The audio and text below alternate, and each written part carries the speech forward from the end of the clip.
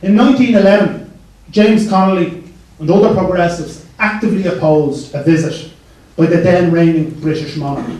At that time, that visit was used to promote the idea that all was well in Ireland and that the Irish were loyal subjects. 100 years later, the Dublin government intend to mark that 100th anniversary by inviting the current British head of state and commander-in-chief of their armed forces, one Elizabeth Windsor, to the 26 counties. I want to use this Ard Fheis, as other speakers have done, to make it absolutely clear that should the Dublin government go ahead with their plans to invite Elizabeth Windsor to the 26 counties, she will be given a fitting Republican welcome. But that would be absolutely clear.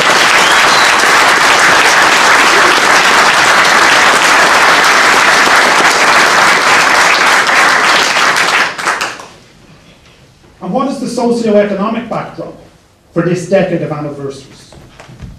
For the 10 years that lie ahead of our struggle?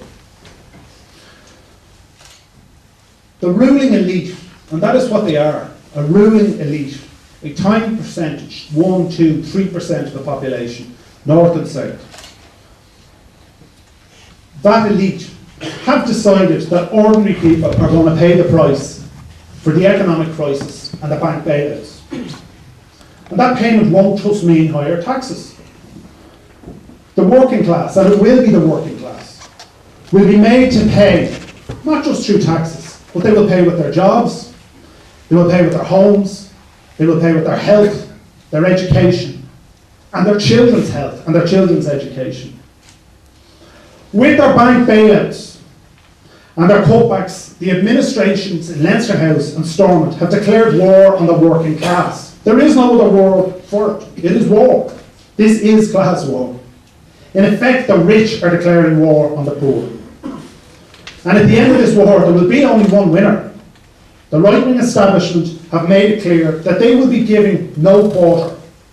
There will be no peace accords, and there will be no third way. It's all or nothing.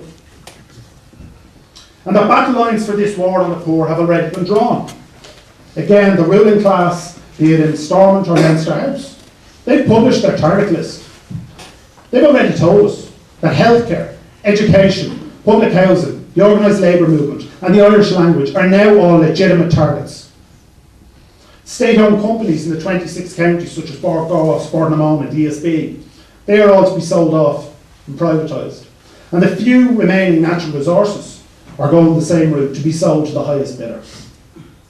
The sick, the young, the disabled, the old, the unemployed, workers and students, all will be forced to pay for the price for the greed of the rich.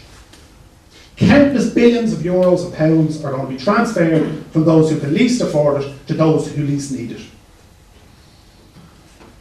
And more people are coming to realise that we are in the middle of such a class war, whether they like it or not.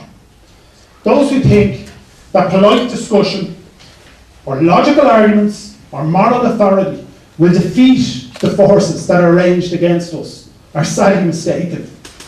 Those who think that radical change can come through the ballot box alone fail to understand how the advanced capitalist system works. How can you expect to win the game when the owner of the game keeps changing the rules? And under capitalism, the rich always own the game. So the time has come. The rich have declared war on the poor. The time has come now for the working class, for the poor to declare war on the rich. The time has come for the working class to declare war on the economic and political elite. Ordinary people, the length and breadth of this country, need to organise themselves into an effective political force, a force that is capable of defeating that tiny minority, a tiny percentage of the population, who currently control so much wealth and so much power. And we in Éirígí are ready and willing to play our part in that war. To win, our struggle will need to play outside the rules. It's our enemy's game and they have defined the rules.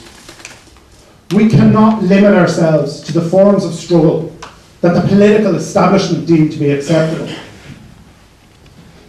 We have to make our own rules for our own game. General strikes, campaigns of civil disobedience, mass protest and direct actions are just some of the tactics that should be used and must be used to challenge and ultimately to defeat that ruling class. We understand that the rich and powerful in this country will only surrender their positions when they're left no other choice.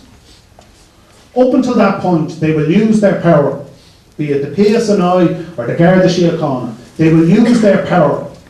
They will divide, they will distract, they will bribe, and when necessary, they will intimidate and they will attack. There's been much speculation over the last few months and years about the fact that the Irish aren't fighting back in terms of the current crisis. And so in the north, the struggle against British imperialism is in a quieter phase, in a lower phase than in recent years. But nobody should make the mistake of thinking the Irish don't know how to fight.